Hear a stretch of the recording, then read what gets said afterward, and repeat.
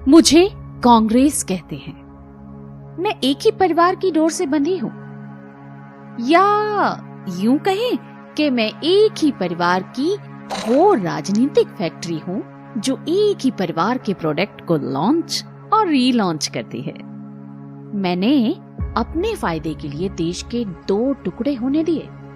मैंने रिश्वतखोरी, कमीशन और भ्रष्टाचार को देश में पनपने दिया।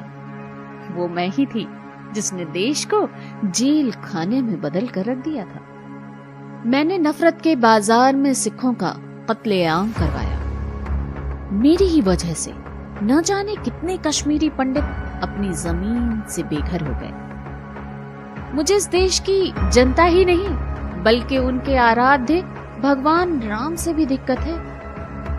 मैंने तो राम को काल्पनिक साबित करने की पूरी कोशिश की थी।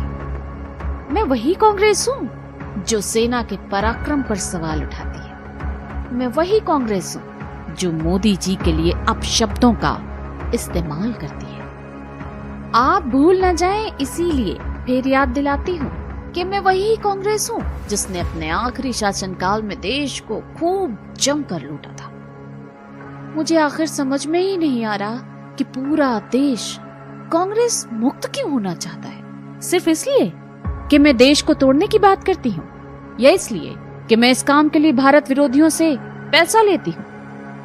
मैं कांग्रेस ये साफ कर देना चाहती हूँ कि मुझे विकसित भारत से कोई लेना देना नहीं है।